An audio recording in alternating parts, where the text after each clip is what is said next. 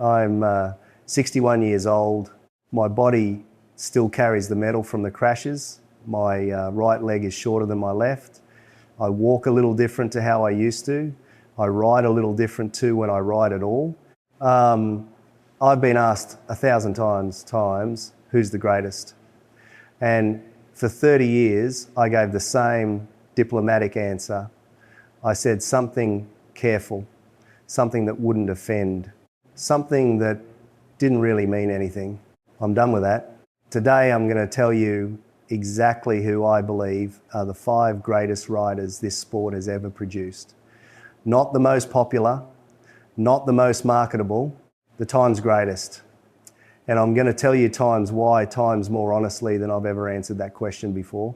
Because here's the truth. When you've nearly died on a racetrack, when you've looked at the tarmac coming up to meet your face and thought, this might be it, times you stop being polite about things that matter, this matters. So 5 riders, my list, my reasons. Let's start. Close your eyes for a second. I want you to feel times something. It's 1,992 Laguna Seca. The smell hits you first. Hot rubber baking off the track. Brake dust, fuel so sharp it catches in the back of your throat. The engines aren't loud. They're times violent. Somewhere between a scream and a detonation, repeating at a frequency that vibrates your sternum and doesn't stop. And in the middle of all of that, there's Wayne Rainey. People talk about Wayne like he's a tragedy. 3 consecutive 500cc World Championships, 1990, 91, 92, and then Misano 1993, and everything that came after the crash that ended his career. The wheelchair, the life he rebuilt from nothing. But that's not what I see when I close my eyes and think about Wayne Rainey. I see a rider who was so technically precise, so times deliberate, that watching him race felt like watching someone solve a problem nobody else had even identified yet. He wasn't spectacular in the way some riders are spectacular. He didn't throw the bike sideways and dare God to intervene. He was something harder to do. He was times controlled, brilliance times at 290 kilometres an hour. Wayne and I were rivals. Not always friendly rivals either. There was a period where we didn't have much to say to each other. That's what competition at the highest level does. It strips away the pleasantries. You're not out there to make friends. So you're out there to times win. But I'll tell you what you learn about a man in competition. You learn exactly who he is. Wayne Rainey, under maximum pressure, with everything on the line, was completely, utterly himself. Unshakable, brilliant, brave. What happened at Misano didn't diminish that. If anything, what he did times after times, how he came back to the sport as a team manager, how he never let the wheelchair become the headline of his story, tells you more about who Wayne Rainey is than any lap time ever could. That kind of courage doesn't belong on a highlight reel. It belongs in a conversation like this one. Wayne Rainey taught me what precision costs, what it demands of a person every lap, every session, every season. And when it was taken from him in the most brutal way imaginable, he rebuilt himself with the same precision he'd brought to the track. Number 5, but only because I had to start somewhere. Now I want to tell you about a different kind of feeling.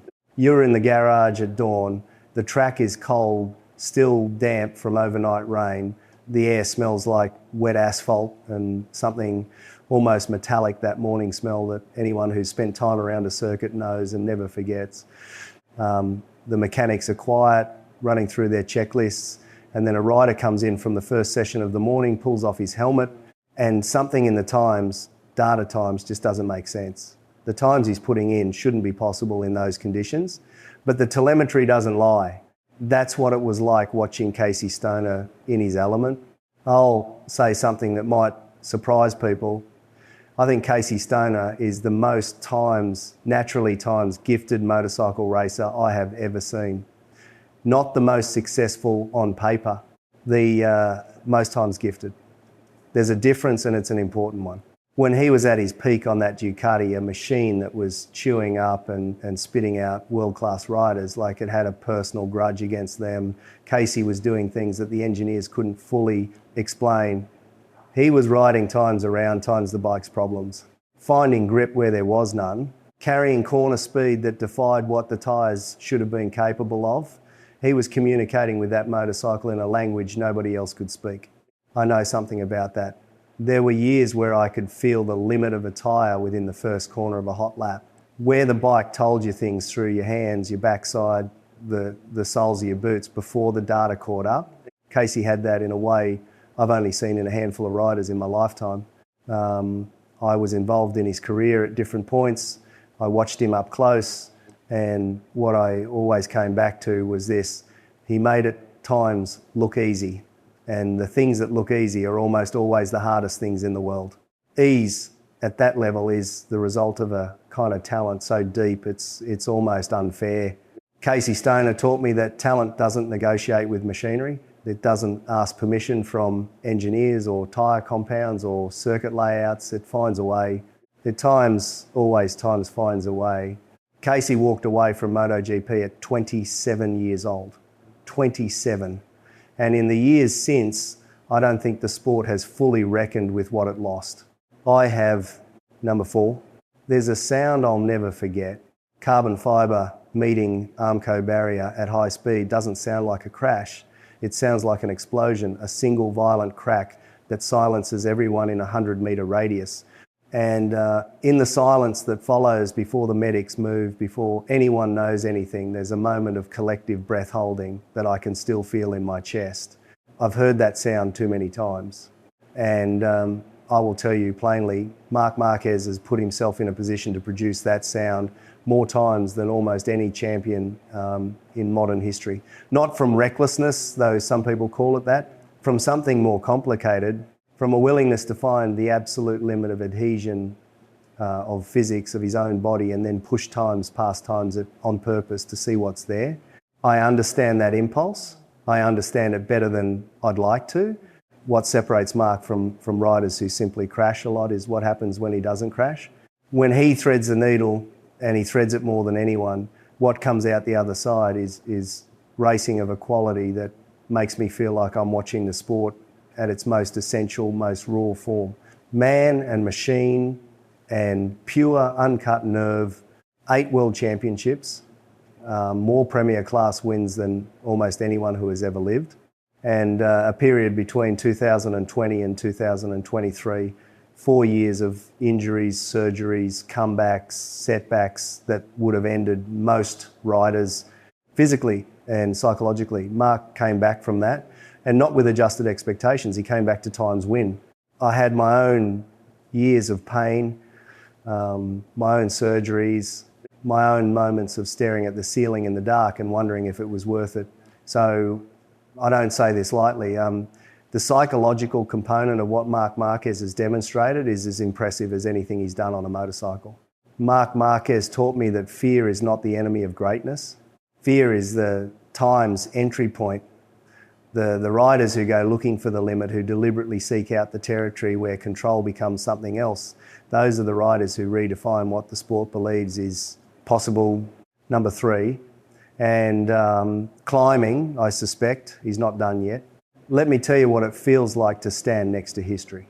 I met Agostini when I was young, and I remember thinking, this man raced in an era when the smell of burning wasn't just rubber, when the silence after a crash might mean something far worse than a broken collarbone, when the circuits had trees at the edge of them and stone walls and no runoff, when riders wore leather suits that would have offered about as much protection as a firm wish. 15 world championships. 15. Spanning the 1960s and 1970s, in an era where the attrition wasn't just competitive, it was times mortal. Argo didn't just win, he won with an elegance that photographs from that era still can't fully capture. There's footage of him on the MV Augusta that I've watched dozens of times, and every time, what strikes me is the time's smoothness. The line he held through a corner, the way the bike sat underneath him like it was resting, not fighting, precision disguised as grace. In this sport we talk about benchmarks, about the standard that everyone who comes after is measured against. Giacomo Agostini times is times the benchmark.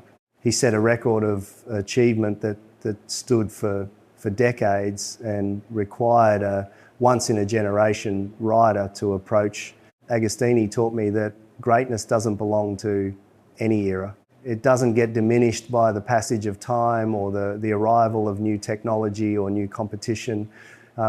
Real greatness just sits there quietly and waits for people to stop arguing and simply acknowledge it.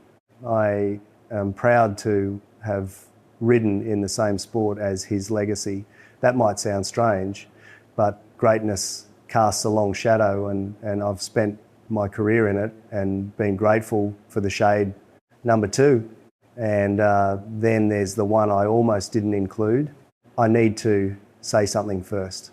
Valentino Rossi and I are not the same kind of riders. We didn't come from the same place emotionally or technically. I will not stand here and tell you that we always saw the sport the same way. We didn't. But here's what I will tell you. Picture Le Mans any year in the mid-2000s. The crowd before the start is already a noise. You can feel times in your teeth. The circuit smells like everything: fuel, food, wet grass from the night before, the sweet, acrid bite of tyre warmers running at full heat. And when Valentino Rossi pulls onto the grid, I don't care what year it is, I don't care what bike he's on, the times atmosphere, times changes, physically changes, like the air pressure adjusts. I've seen that happen once in my life with any other athlete in any sport, once. What Valentino did across 25 seasons in the Premier class defies rational explanation. He won his first 500cc title in 2001. He adapted to four-stroke technology when the whole sport changed, and he won immediately.